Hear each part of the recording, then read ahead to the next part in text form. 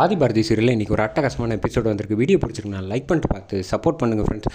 தமிழ்கிட்ட வந்து ஆதி ஃபோனில் பேசிகிட்டு இருக்கப்ப தமிழ் வந்து எனக்காக ஒரு ப்ராமிஸ் மட்டும் பண்ணுங்கள் ஃப்ரெண்ட் அப்படின்னோன்னே, என்ன பண்ணணும் அப்படின்னோன்னே, எந்த சூழ்நிலையிலையும் என்னையும் சரி அம்மாவையும் சரி விட்டுட்டு மட்டும் போயிடாதீங்க. எங்கள் அப்பாவுக்கு அப்புறம் நான் உங்களை ரொம்ப நம்பியிருக்கேன் ஃப்ரெண்ட். நீங்களும் என்னை விட்டு பிரிஞ்சு போயிட்டீங்கன்னா என்னால் மனசு தாங்காது அப்படின்னோன்னே, நீ ஒன்றும் கவலைப்படாத செல்லம், நிச்சயமாக வந்து நான் வந்து உங்களை விட்டுட்டு எந்த சூழ்நிலையிலும் பிரிஞ்சு பார்க்குறேன், ஐ ப்ராமிஸ் அப்படின்னு சொன்னோன்னே, சரி அம்மா வந்தால் அதை திட்டுவாங்க உங்ககிட்ட பேசுறது, நான் ஃபோனை வச்சிடுறேன் அப்படின்னு சொல்லிட்டு ஃபோனை வச்சிடுறாங்க. வச்சதுக்கப்புறம் அடுத்த நாள் காலையில் வந்து ஆதி வந்து வராங்க வீட்டுக்கு, பாரதி வீட்டுக்கு வந்தோன்னே வந்து கரெக்டாக வந்து ரத்னம் வந்து, நில்லுங்க தம்பி, எங்கே வந்திருக்கீங்க அப்படின்னு கேட்டோன்னே லைட்டாக வந்து ஆதிக்கு வந்து அதிர்ச்சி ஆகுது. என்ன சார் இப்படி பேசுகிறீங்க, நான் வந்து இதை பண்ண விஷயம் வந்து சரின்னு சொல்லலை, அது ஏதோ ஒரு பதட்டத்தில் தெரியாமல் பண்ணிட்டேன் அப்படின்னோடனே, சாமி நான் ஒன்று சொல்கிறேன்னு நினச்சிக்காதீங்க, எனக்கு இந்த விஷயம் வந்து சரியாக படும்னு தோணலை அப்படின்னோடனே, என்ன சார் இப்படி சொல்கிறீங்க, நீங்களும் சரி பாரதியும் சரி 2 பேரும் ரொம்ப விரும்பினீங்க, அதனால தான் உங்ககிட்ட வந்து உங்களை பிரிக்கக்கூடாதுங்கிறதுக்காக தான் வந்து உங்கள்கிட்ட வந்து உடனே வந்து சரின்னு சொன்னேன். நீங்களும் வந்து தமிழை வந்து நல்லபடியாக பார்த்துப்பீங்க, பாரதியும் பார்த்துப்பீங்கன்னு நான் நம்பினேன். ஆனால் இப்போ வந்து எனக்கு சுத்தமாக வந்து அந்த நம்பிக்கை வந்து போயிடுச்சு. நேற்று நீங்கள் நடந்தது சரியில்லை. நல்லா யோசிச்சு பாருங்களேன். இந்த பிரச்சனை எல்லாத்துக்கும் காரணம் உங்கள் சைடில் வந்த மாமா தான். அவர் வந்து வேணுன்ட்டே பிரச்சனை வரணுங்கிறதுக்காக பேசுனாங்க.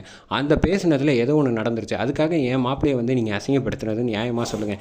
நீங்கள் வந்து பொறுமையாக இருந்திருந்தீங்கன்னு வச்சுக்கோங்களேன், எல்லா விஷயங்களும் சரியாக இருந்திருக்கும். இப்போ வந்து எனக்கு வந்து சரி, எங்கள் வீட்டில் உள்ளவங்களும் சரி இப்போ அந்த மனநிலையில் இல்லை, உங்களை வந்து என்னால் ஏற்றுக்க முடியும் அப்படின்னு வந்து தோணலை.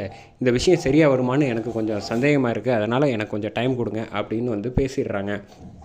சார் நீங்கள் பேசிட்டீங்க, நான் இப்போ கொஞ்சம் பேசலாமா, நான் வந்து வேணும்ன்ட்டு எதுவும் செய்யலை, ஏதோ எங்கள் அம்மாவுக்கு அடிபட்டுருச்சு, அதை பார்த்தோன்னே கோவத்தில் நான் பண்ணிட்டேன், ஏதோ தப்பு பண்ணிட்டேன், எனக்கு ஒரு வாய்ப்பு கொடுங்க அப்படின்னு சொன்னோன்னே, இங்கே பாருங்க தம்பி, உங்களை மாதிரி வந்து நாங்கள் பெரிய பணக்கார ஆடம்பர குடும்பம்லாம் கிடையாது, பட் இருந்தும் எங்களுக்குன்னு வந்து கஷ்டப்பட்டு உழைச்சி கௌரவமாக வாழ்ந்துக்கிட்டு இருக்கோம்.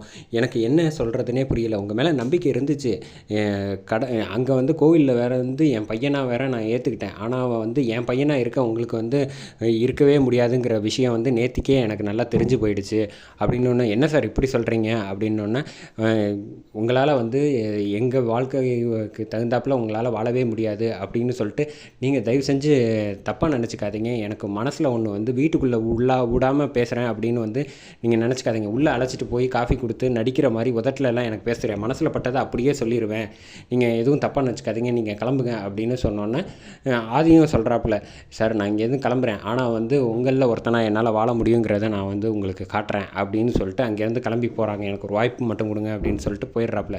போனதுக்கப்புறம் வீட்டுக்கு போனதுக்கப்புறம் ஆதி வந்து வந்து கோட் சூட் எல்லாத்தையும் கழட்டி போட்டுட்டு சாதாரண வேஷ்டி சட்டையில் ஒரு கட்டப்பையோடு எடுத்துகிட்டு கீழே ஆடிப்படியில் இறங்கி வராங்க. அதை பார்த்தோன்னே வந்து சாரதாவும் சரி அறிவும் சரி அதிர்ச்சாங்க, என்ன ஆதி பண்ணிக்கிட்டு இருக்க அப்படின்னோன்னே, பின்ன என்னம்மா பண்ண சொல்கிறேன், அவங்க நடந்த பிரச்சனையை வந்து நான் சரி பண்ணணும், பாரதியை வந்து நான் வந்து கல்யாணம் பண்ணணும்னா அவங்களில் ஒருத்தராக மாறி அவங்களுக்கு வந்து புரிய வைக்கணும், நம்மளாலையும் வாழ முடியும் அப்படின்னு, அதுக்காக தான் நான் கிளம்புறேன் அப்படின்னு. ஆதி நான் அங்கெல்லாம் போக விட மாட்டேன் அப்படின்னு சொன்னோன்னே, இங்கே பாருங்கள், யாரும் யாருக்காகவும் செய்ய தேவையில்லை, என்னோட மனசு வந்து நான் வந்து இந்த விஷயம் செய்கிறது எனக்காக, சரியா, நான் கிளம்புறேன் அப்படின்னு சொன்னோன்னே, சாரதாம்மா வந்து போகக்கூடாது அப்படின்னு, ஏமா தேவையில்லாமல் தடுத்துக்கிட்டு இருக்க, ஒருவேளை உன்னால் இருக்க முடியலன்னா உடனே கிளம்பி வந்துரு அப்படின்னு சொல்கிறாங்க. அதெல்லாம் என்னால் இருக்க முடியும்னு சொல்லிட்டு பேக் எடுத்துகிட்டு கிளம்பி இந்த பக்கம் வந்துட்டுருக்காங்க.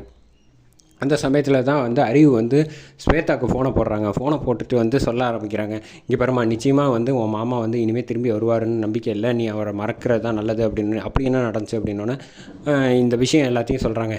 அப்பா ஒன்று தெரிஞ்சுக்க, எனக்கு சின்ன வயசுலேருந்து ஆசையை காட்டி மாமா தான் புருஷன்னு சொல்லி வளர்த்துட்டீங்க, இப்போ வந்து அவர் இல்லைன்னு என்னால் ஏற்றுக்க முடியாது, இன்னொரு தடவை இந்த மாதிரி சொல்கிற வேலையெல்லாம் வச்சுக்காத, எனக்கு வந்து எப்படி பாரதியை வந்து கட்டி விடணும்னு எல்லா விஷயமும் தெரியும், நானே இனிமேல் பார்த்துக்கிறேன், நீங்கள் எந்த விஷயத்தில் தலையிடாதீங்க அப்படின்னோடனே சரின்னு ஃபோனை வச்சிடுறாங்க.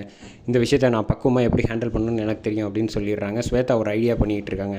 இந்த வேட்டி சட்டையோடு வந்து இப்போ கட்டப்பையோடு வந்து வாசலில் வந்து நிற்கிறாங்க. கரெக்டாக வந்து தமிழ் வந்து பார்த்துட்டு, ஃப்ரெண்ட் இந்த கெட்டப்பில் நீங்கள் ரொம்ப அழகாக இருக்கீங்க அப்படின்னு சொன்னோன்னே, நான் என்னை மட்டும் ஏன் இப்படி பிடிக்குது அப்படின்னு சொன்னோன்னே, வேறு ஒன்றும் கிடையாது, என்ன உங்களுக்கு ரொம்ப பிடிக்கும்ல செல்லம், அதனால் நான் எந்த கெட்டப்பில் இருந்தாலும் உங்களுக்கு பிடிக்குது அப்படின்னோடனே, பாரதி வந்து பார்க்குறாங்க, என்ன வாசலில் எட்டி பார்த்துக்கிட்டு இருக்கீங்கன்னு ரத்னம் வந்து கேட்குறாப்புல. வந்தவ, என்ன இந்த தம்பி இப்படி வந்திருக்காப்புல அப்படின்னோடனே, நீங்கள் தானே சார் சொன்னீங்க உங்களில் ஒருத்தனா வாழ முடியாது அப்படின்னு சொல்லிட்டு, அதுக்காக தான் உங்களில் ஒருத்தனா வாழ முடியுங்கிறத நிரூபிக்கிறதுக்காக தான் நான் இந்த கெட்டப்பில் வந்திருக்கேன், நான் வந்து இங்கேயே ஒரு வாரம் தங்கியிருக்கேன், நீங்கள் ஒரு வாய்ப்பு மட்டும் கொடுங்க அப்படின்னு.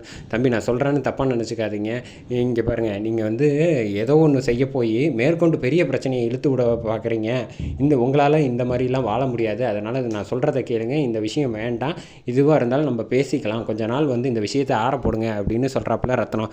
பட் வந்து பாரதியும் அதை தான் சொல்கிறாங்க, இங்கே உள்ளவங்க காயப்பட்டவங்களுக்கும் வந்து கொஞ்சம் புரிஞ்சுக்கிட்டு மன்னிப்பு கேட்டாலே போதும், மேற்கொண்டு பிரச்சனையை பெருசு பண்ண வேணான்னு தான் பாரதியும் சொல்லிகிட்டு இருக்காங்க. என்னால் முடியும், அப்படி முடியலன்னா நான் இந்த பாரதியை விட்டுட்டு போயிடுறேன் அப்படின்னு வாய்ப்பு கொடுங்க அப்படின்னு சொல்கிறாங்க. அதோட முடிக்கிறாங்க எபிசோட.